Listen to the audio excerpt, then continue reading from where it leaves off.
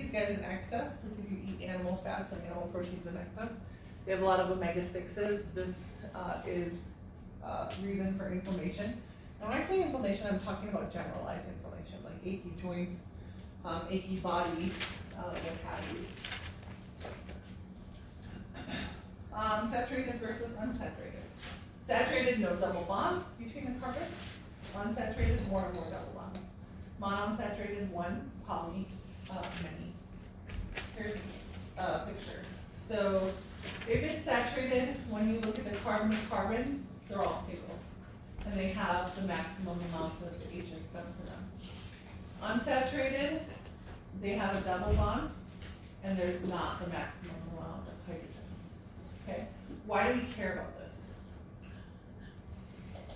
Unsaturated means there's a double bond, right?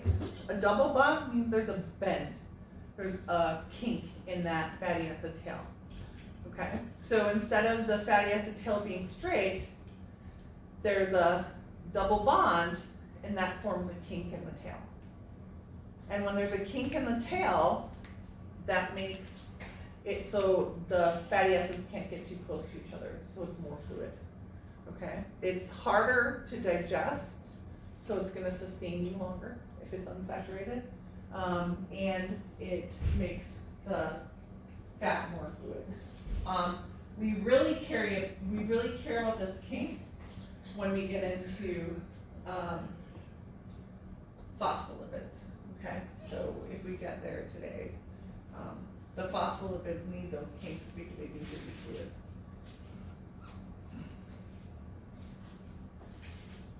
The single bonds in saturated fats make them stick together really closely, and so they're solid at room temperature. So can you think of a saturated fat? What about butter?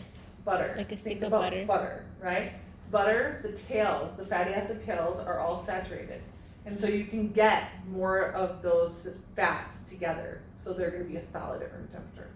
Give me one other one. Coconut oil is a saturated fat, but you got to be careful because coconut oil, its melting point is right around room temperature. Okay. Is that necessarily as bad as animal fat? No, because it's still a plant source. What about lard? Okay, lard is another saturated fat. And so they're solid at room temperature. Okay, give me some unsaturated fats. Which ones are, they have a kink or a double bond? And so they're fluid at room temperature. What about vegetable oil? Vegetable oil, olive oil, right? Canola oil, etc. Or grapeseed oil, sorry. And so they're going to be a liquid at room temperature. That's one way to tell if they're saturated or unsaturated. So solid at room temperature, saturated. Liquid at room temperature, unsaturated. Cis and trans unsaturated fats. So you've heard the buzzword of trans fats, right? What the heck does that mean? Cis fats mean that the hydrogen atoms are on the same side of the carbon-carbon bond. These guys are found in nature. Trans fats mean the hydrogen atoms are on opposite sides of that double bond. They're not found in nature. They're really hard to break down, and they help adhere to the walls of the arteries. So let me show you the picture. So here's a cis fat. So this is your fatty acid tail. Here's your carbon-carbon double bond. Notice how the hydrogens are both facing the same direction. This is found in nature. Okay? How do we make trans fats? They are man-made. They are synthetic. So you do high pressure and hydrogen gas. You're going to break this bond and you're going to force it to occur so that the hydrogens are on opposite sides. Trans describes the hydrogen orientation. So they're on opposite sides of that carbon-carbon double bond. Okay, this is not found in nature. This is really hard for our body to process and digest. It ends up sticking to the liver. It ends up sticking to your artery walls as well. When did we develop these? We actually developed trans fats during World War II. So they wanted a way to take vegetable oil and make it more stable so that they could ship it overseas so that it would last longer. Because vegetable oil, you notice like oils tend to get a little bit rancid or they oxidize over time. If you've looked at the shelf life of vegetable oil, it's probably like a couple of months. If you've looked at the shelf life of margarine, which is a trans fat, which is synthetically made in a lab, this is like a shelf life of 2 years. And so this is stable enough to ship overseas, and it'll stay stable for a long time. And so these guys don't naturally occur in nature, these guys do. Plaque formation. So here's a normal artery. Here's an artery with plaque formation. This plaque formation, if you could see it, you would realize that it's like a sponge sort of. It's like foamy. It looks kind of foamy and spongy, and it's accumulation of cholesterol and trans fats and sugars. And so sugars start the inflammation, and then the fats and cholesterol stick to that wall. Okay, and this is a plaque streak. So this is a plaque streak. What ends up happening is your blood vessel, your inner layer of your blood vessel, your endothelial lining will grow around it, kind of like it's a cyst. It'll grow around it and separate it from the rest of the blood, so that blood flow is not affected.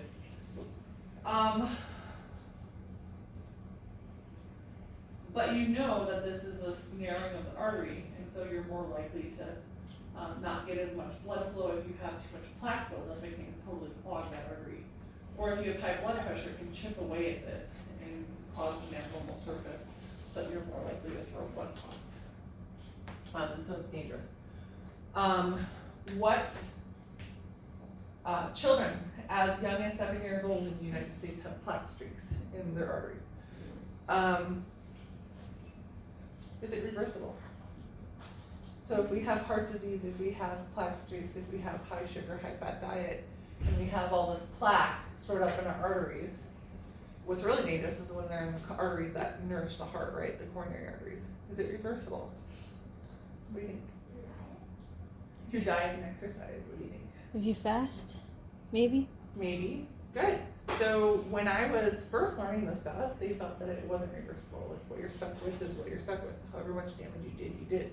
Right? Now they're finding that cardiovascular disease, which is what this is reversible to a certain point. So you take in less fats, less cholesterol, and less simple sugars. Your body, and you force your body to use what you have, like you increase exercise, you're gonna pull it off of your blood vessels. And so there is, you can reverse it to a certain extent.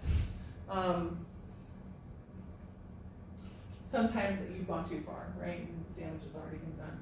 But a lot of times, even I've known people who have severe heart attacks, and they've totally lost weight.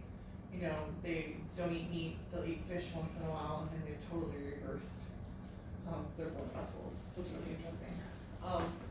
I'll tell you too, they did a scan of mummies. They stuck mummies in CT scans, and they found that they had plaque streaks too. And so they were looking at, okay, well, what did the Egyptian kings and queens eat? Like, what was their diet consisted of, and how did they get plaque streaks? And so it's really interesting to see differences in different groups or different time periods. The next category of fats is phospholipids. So phospholipids, it's a main component of your cell membrane, right? And so this is what they look like. They have a polar head group, and they have two non-polar fatty acid tails. And so it's called a diglyceride because it has fatty acid tails. The head is polar, so it's going to orientate itself towards what? Water. And the tails are non-polar, so they're going to orientate themselves towards what? The fat, right? The interior of the plasma membrane. And so here's a phospholipid. Here's your head group. Here's your head group. The phosphate is what causes that to be polar. So this is not phosphorus, this is PO4.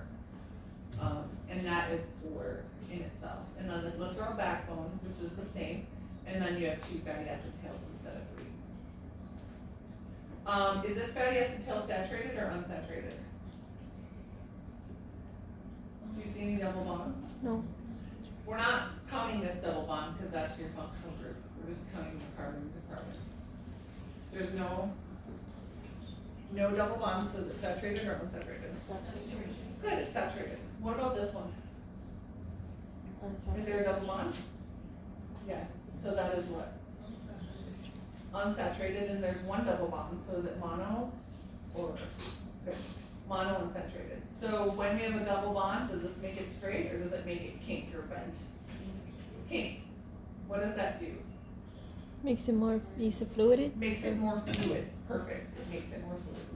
So think about this, if you had, I'm gonna skip this one. Let's say, here's our phospholipids, okay, this is our plasma membrane, is a phospholipid bilayer, meaning it has one layer phospholipids here and one layer here. If these tails weren't kinked, would this be as fluid as it is? No, it wouldn't move around as much, and you wouldn't be able to get stuff through the membrane easily, okay? And so the polar heads orientate themselves out towards the water. So here's your extracellular fluid, here's your intracellular fluid, okay? And then your hydrophobic tails make this hydrophobic core. I think of them as like Oreo cookies.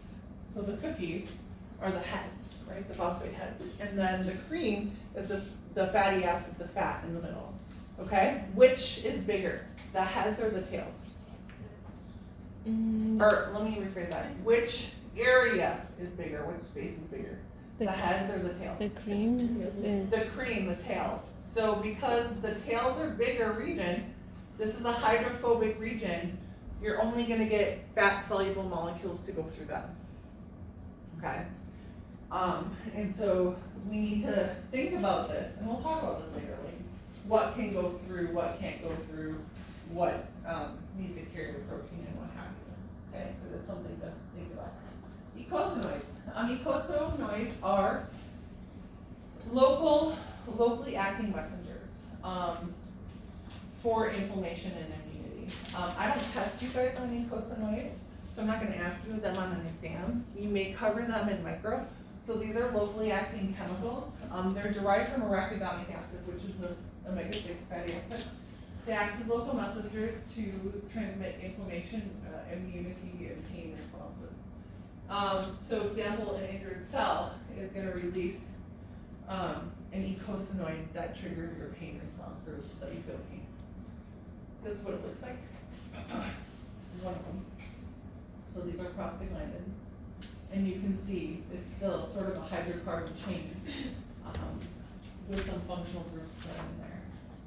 But it has a ring on it. The last, well, one of the last categories of fats, or the last category of fats, is steroids.